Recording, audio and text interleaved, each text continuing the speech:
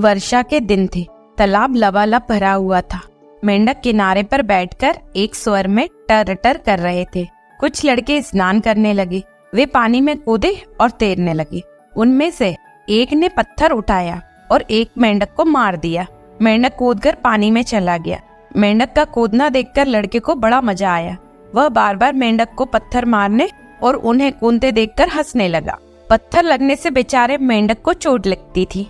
उसको मनुष्य की भाषा बोलनी आती तो अवश्य वे लड़के से प्रार्थना करते और शायद उसे गाली भी देते, लेकिन बेचारे क्या करें, चोट लगती थी और प्राण बचाने के लिए वे पानी में कूद जाते थे।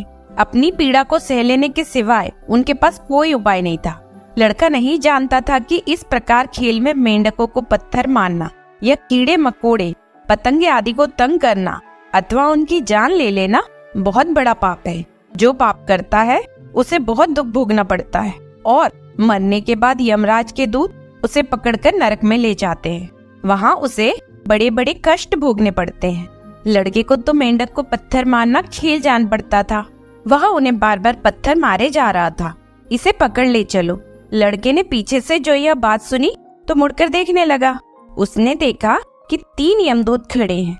काले काले यमदूत, लाल लाल आंखें, बड़े बड़े दांत, टेढ़ी नाक, हाथों में मोटे मोटे डंडे और रस्सी। लड़का उन्हें देखते ही डर गया।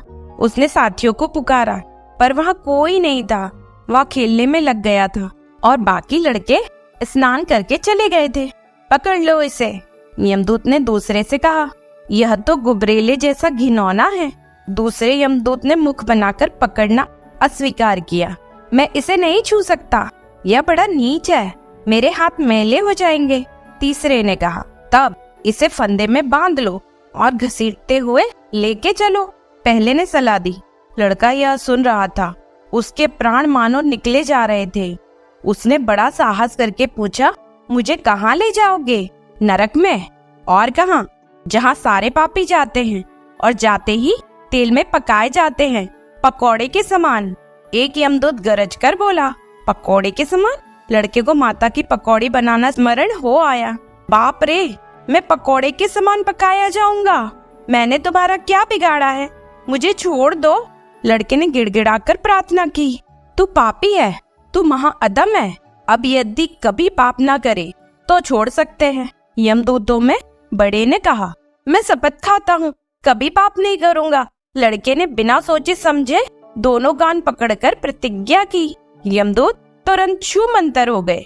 लड़का भागा भागा घर आया। उसने अपनी माता को सब बातें बताकर पूछा, माँ, मैंने कौन सा पाप किया है? माता ने कहा, बेटा, निरपराध मेंढकों को मार मार कर तू बड़ा पाप कर रहा था। किसी भी निरपराध को कष्ट देना महापाप है, इसलिए आगे से ऐसा कोई काम नहीं करना।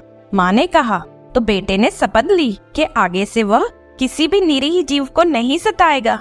इसीलिए कहा गया है, परहित सरिस धर्म नहीं भाई, पर पीरा सम नहीं अदमाई। अर्थात परोपकार से बढ़कर कोई दूसरा धर्म नहीं है और किसी को दुख पहुँचाने से बड़ा कोई अधर्म नहीं है। जय श्री राम।